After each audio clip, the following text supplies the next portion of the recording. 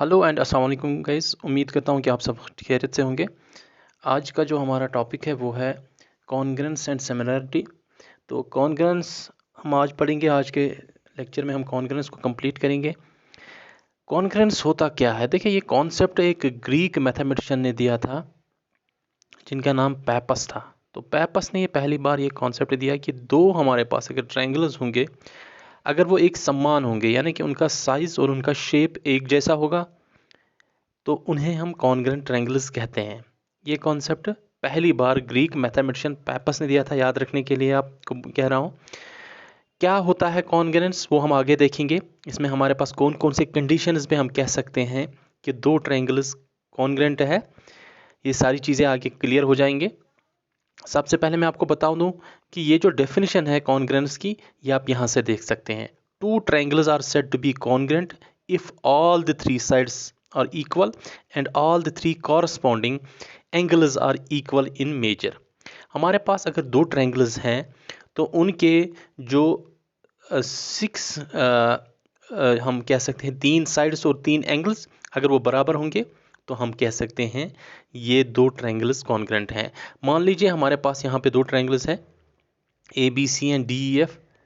ठीक है, तो ये जो हमारे पास ट्रायंगल्स है, इसका ये साइड मैंने रेड कलर में लिखा है, आपको यहाँ से पता चल सकता है। और ये साइड, इनको हम कॉरस्पॉन्डिंग साइड्स कहते हैं।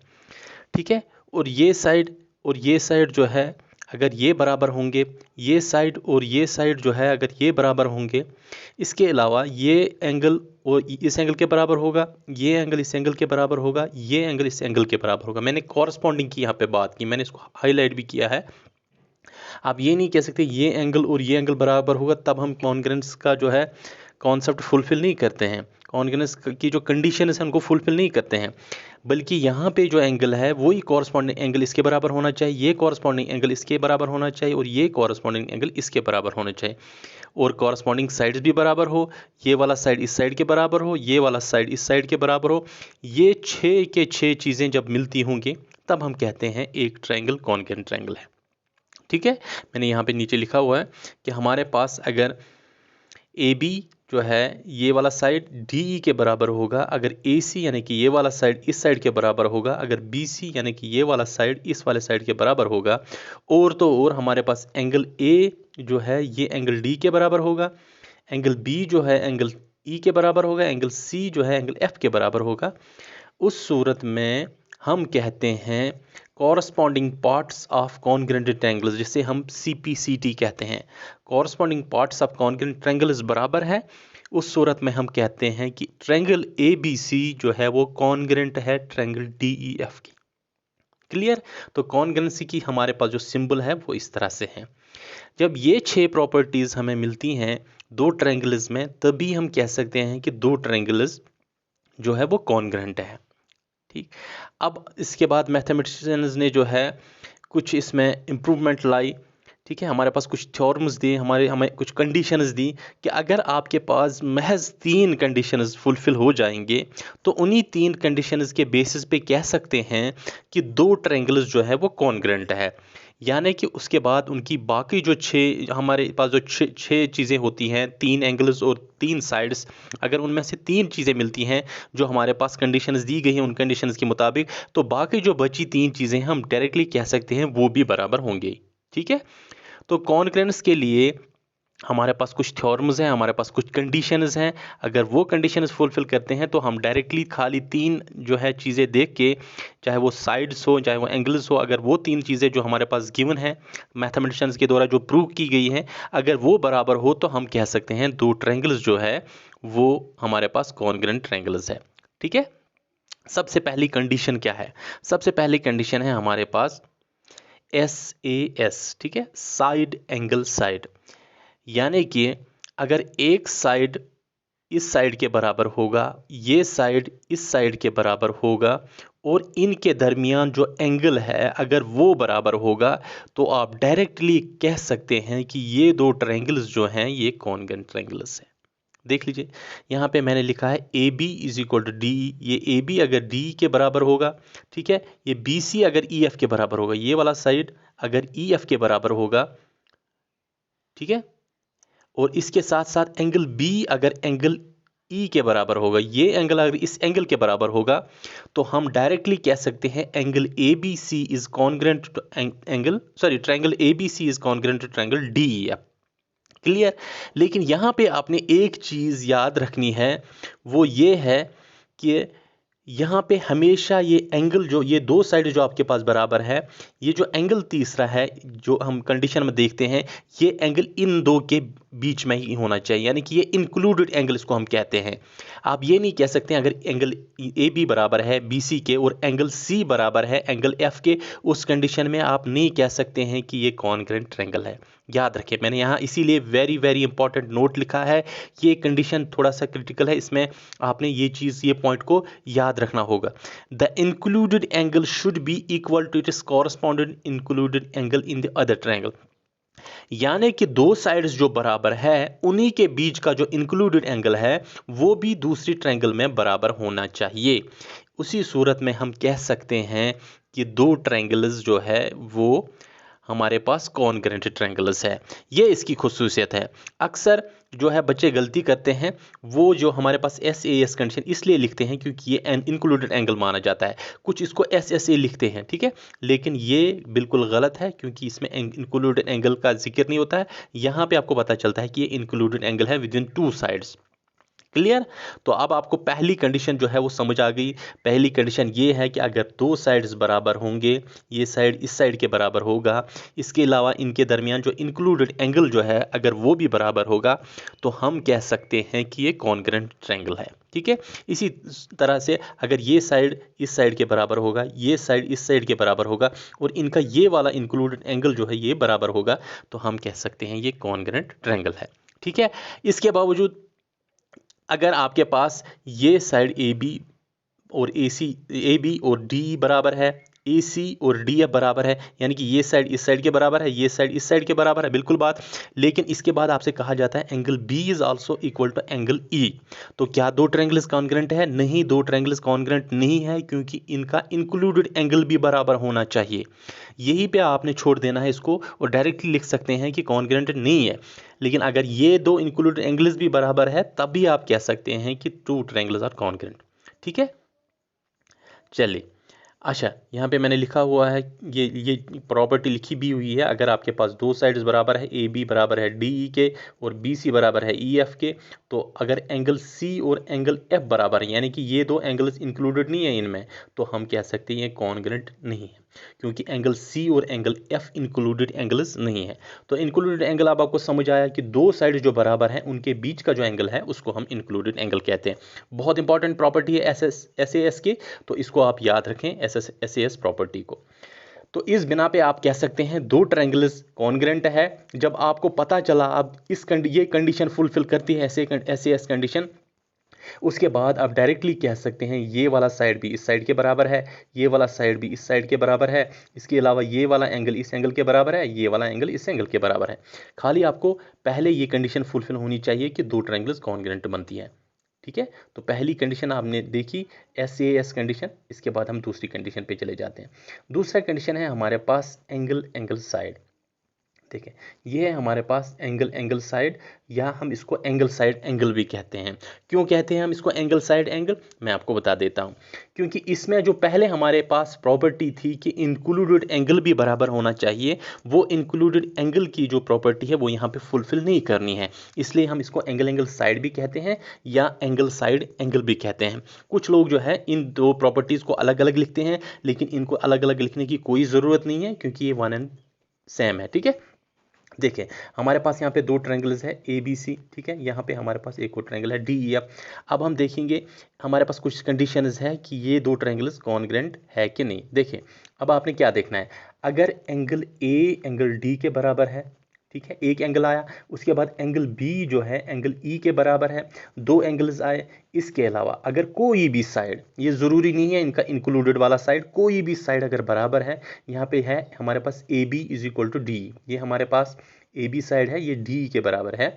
अगर ये बराबर है तो हम डायरेक्टली कह सकते हैं एंगल साइड या एंगल साइड एंगल प्रॉपर्टी के द्वारा कि ये दोनों ट्रायंगल्स जो है कॉन्ग्रेंट है। इसके बाद ये बाकी इनकी सभी चीज़ें भी बराबर होंगी। क्लियर। ठीक है। चलिए एक और एग्जांपल से यहाँ पे आपको क्लियर कर लेता हूँ मैं। देखें यहाँ पे हमारे पास और एक एग्जांपल है, ये देखें मैंने यहाँ पे क्या किया है, एंगल ए है हमारे पास एंगल डी के बराबर, ये एंगल इस एंगल के बराबर है। इसके अलावा एंगल बी है हमारे पास एंगल ई के बराबर, ठीक है। लेकिन कॉरस्पॉन्डिंग हमेशा ख्याल रखना, कॉरस्पॉन्डिंग यानी कि अगर यहाँ पे मैंने ये वाला एंगल लिया तो यहाँ पे मुझे यही एंगल लेना है।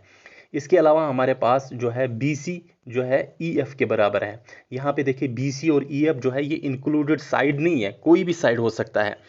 तो ये जो बराबर है तो हम कह सकते हैं कि दो ट्रायंगल्स कॉन्ग्रुएंट है, बशर्ते कि आपके पास कॉरस्पॉन्डिंग साइड्स और कॉरस्पॉन्डिंग एंगल्स बराबर हो, ठीक है। मैंने आपको कहा कि अगर हमारे पास दो ट्रायंगल्स है तो ये इसका कॉरस्पॉन्डिंग एंगल हुआ, ये इसका कॉरस्पॉन्डिंग एंगल हुआ, ये इसका कॉरस्पॉन्डिंग एंगल हुआ, ये इसका कॉरस्पॉन्डिंग साइड हुआ, ये इसका कॉरस्पॉन्डिंग साइड हुआ, ठीक है।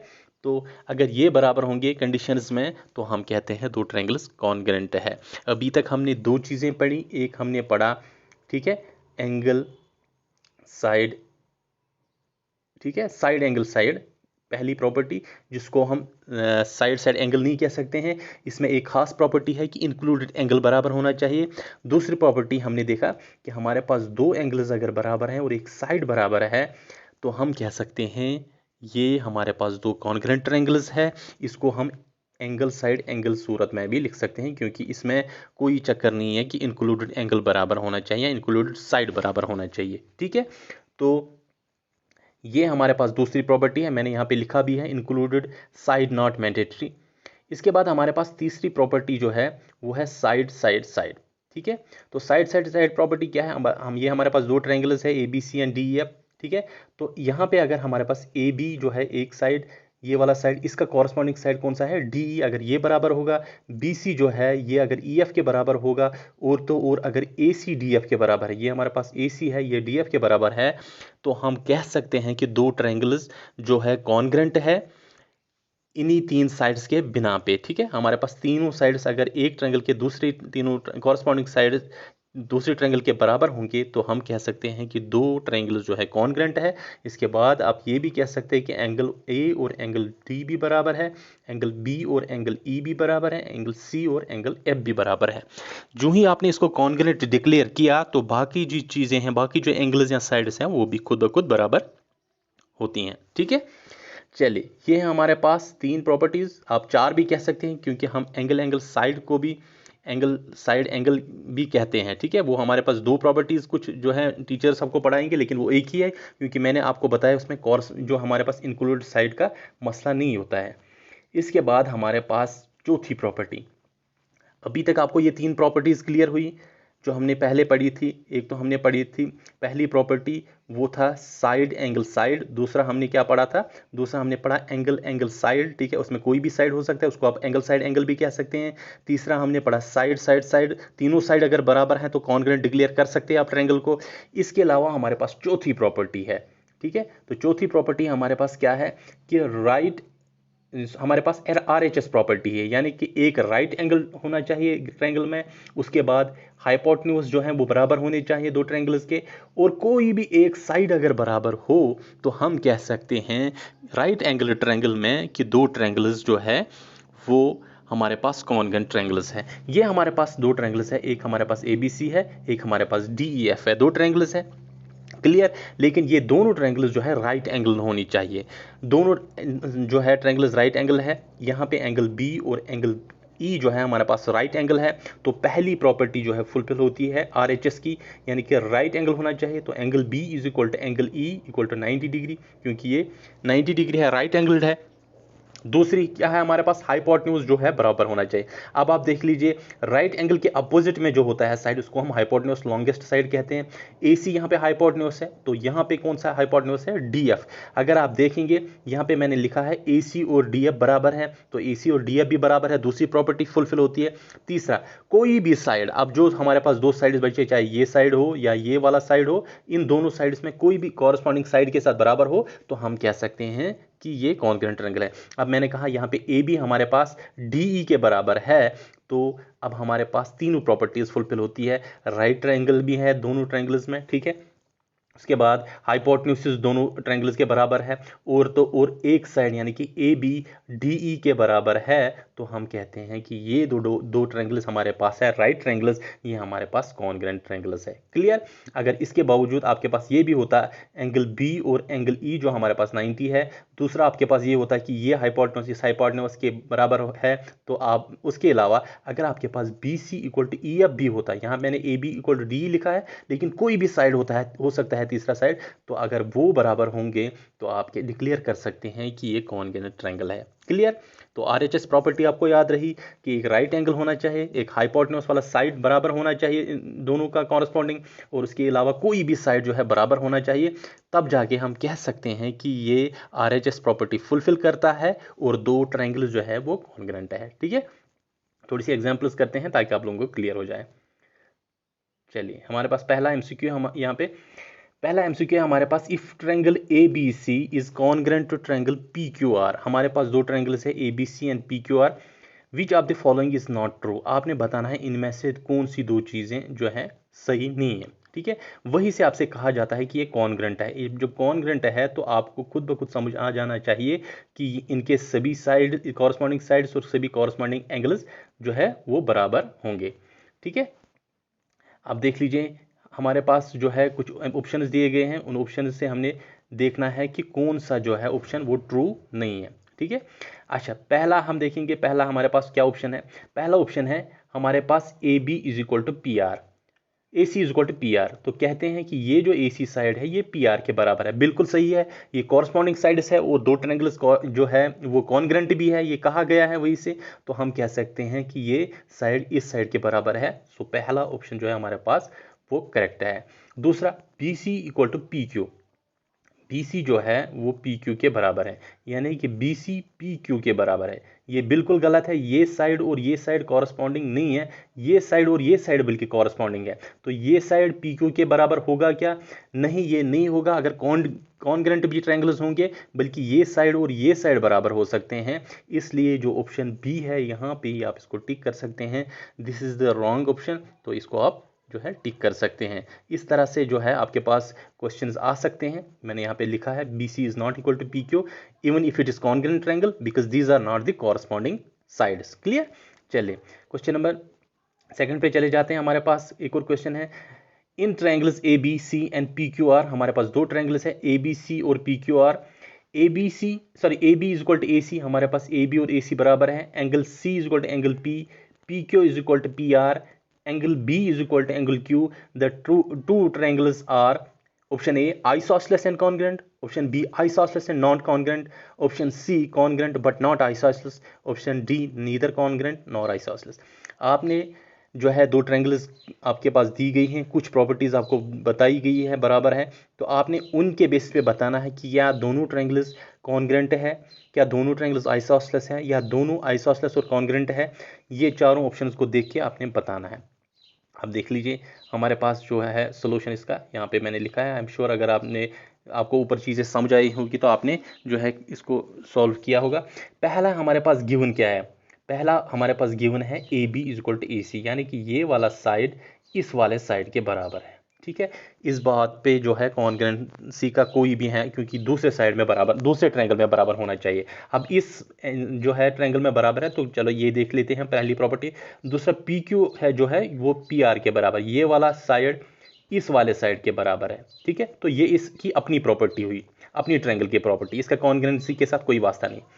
इसके अलावा एंगल पी सी जो है एंगल पी के बराबर है, एंगल सी जो है वो एंगल पी के बराबर है, इसका कोई मोल नहीं बनता है, ना कॉरस्पॉन्डिंग है ना कुछ है। एंगल बी जो है एंगल क्यू के बराबर है, एंगल बी जो है एंगल क्यू के बराबर है। एक प्रॉपर्टी हमारे पास फुलफिल यहाँ पे करती है कि एंगल बी और एंगल क्यू जो है वो सेम है, लेकिन इसी एक प्रॉपर्टी के बिना पे हमारे पास तीन प्रॉपर्टीज फुलफिल होनी चाहिए जो हमने देखे चारों कंडीशंस में, तो वो हमारे पास यहाँ पे फुलफिल नहीं होती है। हमारे पास ये बताया गया है कि ए बी जो है वो ए सी के बराबर है, पी क्यू जो है पी आर के बराबर। ये अपनी अपनी ट्रायंगल की बात हो रही है, यहाँ पे दो ट्रायंगल्स का कंपैरिजन सिर्फ इसी एंगल में होता है। ठीक है, लेकिन एक ही प्रॉपर्टी के बिना पे हम नहीं कह सकते, हमारे पास तीन प्रॉपर्टीज फुलफिल होनी चाहिए एटलीस्ट, तो यहाँ पे हम कह सकते हैं, अगर आप देखेंगे इसमें ये वाला साइड बराबर है, इसमें ये वाला साइड बराबर है, तो ये दोनों ट्रायंगल जो है अपनी अपनी जगह आइसोसेलेस तो हैं, लेकिन ये कॉन्ग्रेंट नहीं है, उसके लिए माफ़ी चाहते हैं। ठीक है, तो वही मैंने यहाँ पे लिखा, CP/CT property not followed, two triangles are isosceles but not congruent. ठीक है, तो ये दो ट्रायंगल्स आइसोसेलेस है, लेकिन कॉन्ग्रेंसी का यहाँ पे कोई जिक्र नहीं है, यहाँ पे कोई प्रॉपर्टी फुलफिल नहीं होती है। इसके बाद है हमारे पास एक और question, if AD is an altitude on an isosceles triangle. Altitude आपको पता है 90 डिग्री, यानी कि परपेंडिकुलर जब किसी साइड पे पड़ता है, तो कहते हैं कि AD जो हमारे पास है ये एक आल्टीट्यूड है एक आइसोसेलेस ट्रायंगल में। ABC कौन सी हमारे पास ट्रायंगल है, ABC in which AB equal to AC, उस ट्रायंगल में आइसोसेलेस ट्रायंगल है, तो आपको डायरेक्टली जहन में जाना चाहिए दो साइड्स बराबर होंगे। देन आपने क्या कहना है कि BD CD के बराबर है, ऑप्शन बी BD CD से बड़ा है, option C BD is equal to twice CD, option D BD is equal to 1/2 of CD। आपने बताना है कि BD और CD के दरमियान कौन सी रिलेशन है। ठीक है, देखिए हमारे पास जो है ये बताया गया है कि हमारे पास जो है AD जो है ये परपेंडिकुलर है, यहाँ पे देख लीजिए आप, ये हमारे पास ABC ट्रायंगल है, ये AD जो है ये परपेंडिकुलर है इस BC पे। ये भी बताया गया है कि आइसोसेलेस ट्रायंगल है, ये AB और ये AC बराबर है हमारे पास। अब हम देखेंगे पहले कि हमने देखना क्या है, और BD और CD के, यानी कि इस वाले छोटे साइड और इस वाले छोटे जिसको AD ने डिवाइड किया है, इनमें हमने देखनी है कि इनमें रिलेशन क्या है। सबसे पहले हमें ये बताया गया है ये और ये बराबर है, इसके अलावा AD जो है ये परपेंडिकुलर है। ठीक है, हम दो ट्रायंगल्स लेंगे। देखें ये कॉन्ग्रेंसी का कॉन्सेप्ट आपको इसी में ज़रूरत पड़ता है जब आपने जो है कोई चीज़ कैलकुलेट करनी होती है। अब आप देख लीजिए ये यहाँ पे हमने परपेंडिकुलर डाल दिया। अब हमारे पास दो ट्रायंगल्स बनी, एक हमारे पास ये छोटी ट्रायंगल बनी ABD, दूसरी हमारे पास ACD एक और ट्रायंगल बन गई। ठीक है, ये दो ट्रायंगल्स हमारे पास बन गई। देखें वही मैंने लिखा in triangle ABD and triangle ACD, हमारे पास दो ट्रायंगल्स आ गए। हमें पता है ये वाला साइड इस वाले साइड के बराबर है, ये गिवन है हमें। ठीक है, क्योंकि ये आइसोसेलेस ट्रायंगल है। और तो और ये AD जो है ये आप कह सकते हैं AD इक्वल टू AD, क्योंकि ये कॉमन है दोनों ट्रायंगल्स का, तो बराबर होना ही होना है। ठीक है, तो दूसरा साइड भी बराबर आया AD। ठीक है, AD इक्वल टू AD, दूसरी प्रॉपर्टी हमारे पास फुलफिल होती है। अच्छा, आप देख लीजिए मैंने आपको एक प्रॉपर्टी बताई थी RHS प्रॉपर्टी, RHS प्रॉपर्टी। ठीक है, उसमें क्या है, दो ट्रायंगल्स में आपने देखना है पहले राइट ट्रायंगल होना चाहिए। अगर आप ABD और ACD ट्रायंगल में देखेंगे तो यहाँ पे राइट ट्रायंगल है दोनों ट्रायंगल्स में। ठीक है, तो दोनों में राइट ट्रायंगल्स है, पहली प्रॉपर्टी फुलफिल होती है। दूसरा हाइपोटेन्यूज साइड बराबर होना चाहिए, तो ये इसका हाइपोटेन्यूज साइड है, क्योंकि परपेंडिकुलर के अपोजिट जो साइड होता है, परपेंडिकुलर वाले एंगल के अपोजिट जो साइड होता है वो हाइपोटेन्यूज होता है, ये इसके बराबर ही ऑलरेडी गिवन है। इसके अलावा कोई भी साइड बराबर होना चाहिए, तो वो हमारे पास AD है, AD हमारे पास दोनों में कॉमन है, तो वो बराबर ही होगा दोनों ट्रायंगल्स में। जब RHS प्रॉपर्टी आपको फुलफिल करती है तो आप कह सकते हैं कि ये दोनों ट्रायंगल्स जो है ABD और ACD, ये दोनों ट्रायंगल्स जो है हमारे पास कॉन्ग्रेंट ट्रायंगल्स हैं RHS प्रॉपर्टी के बिना पर। देखें वही मैंने यहाँ पे लिखा है कि हमारे पास जो RHS प्रॉपर्टी है उसके मुताबिक ABD ट्रायंगल जो है वो ACD ट्रायंगल के बराबर है। अब ये ट्रायंगल और ये ट्रायंगल जब बराबर है, हम डायरेक्टली कह सकते हैं, मैंने आपको कहा कॉन्ग्रेंसी एक बार डिक्लेयर होगी तो बाकी सभी चीज़ें बराबर हो सकती है, तो ये हो सकती है ना, होती है। BD जो है हम कह सकते हैं डायरेक्टली CD के बराबर है, क्योंकि अब ये दो ट्रायंगल्स है, ये कॉरस्पॉन्डिंग साइड्स है, तो कॉरस्पॉन्डिंग साइड्स बराबर होंगे, तो BD equal to CD is the correct option for this. ठीक है, इसके बाद है हमारे पास एक और MCQ, वो है विच of the following is not the condition for कॉन्ग्रेंसी। हमारे पास कॉन्ग्रेंसी के लिए कौन सी कंडीशन नहीं है। ठीक है, सबसे पहले हमारे पास ऑप्शन ए है, ऑप्शन ए है हमारे पास SSS। तो SSS हमारे हमने एक कंडीशन पढ़ी, आपको याद होगा, साइड जब तीनों साइड्स बराबर है तो कॉन्ग्रेंसी की कंडीशन है। इसके अलावा हमारे पास साइड एंगल साइड है जो हमने पहले ही पढ़ी थी, इंक्लूडेड एंगल का जिसमें मसला आता था, वो इंपॉर्टेंट पॉइंट आपने याद रखना है, ये भी हमारे पास प्रॉपर्टी है। RHS हमारे पास प्रॉपर्टी है जो अभी हम पढ़ रहे थे। इसके अलावा हमारे पास एक और प्रॉपर्टी है जो है वो है एंगल एंगल साइड, बल्कि हमारे पास यहाँ इसको एंगल साइड एंगल भी कह सकते हैं आप, लेकिन हमारे पास एंगल एंगल एंगल की कोई प्रॉपर्टी नहीं है। So option D is the correct answer for this. I hope कि कॉन्ग्रुएंसी आपको अच्छी तरह से समझ आया होगा। इस पे हम और भी एमसीक्यूज करेंगे जब हम जो है सिमिलरिटी भी ख़त्म करेंगे, तो ताकि आप लोगों को ये जो है इसमें जो भी रिलेटेड क्वेश्चंस हैं वो अगर पूछे जाएँ तो आपको कहीं पे कोई दिक्कत ना हो जाए। ठीक है, आई एम श्योर कि आप लोगों को आज का टॉपिक जो है पसंद आया, आज का लेक्चर बहुत पसंद आया होगा, एंजॉय किया होगा आप लोगों ने, कि बिल्कुल सिंपल सा टॉपिक है और मैंने कोशिश की है इसको सिंपल फॉर्म में बनाऊं, जो है आपके लिए लेक्चर प्रिपेयर करूं, कोई आपको कठिन ना लगे इसमें। तो यहीं पे आज का लेक्चर ख़त्म करते हैं, आप लोगों से इजाज़त लेते हैं। अपना ख्याल रखें, अपने पेरेंट्स का ख्याल रखें। अल्लाह हाफिज़।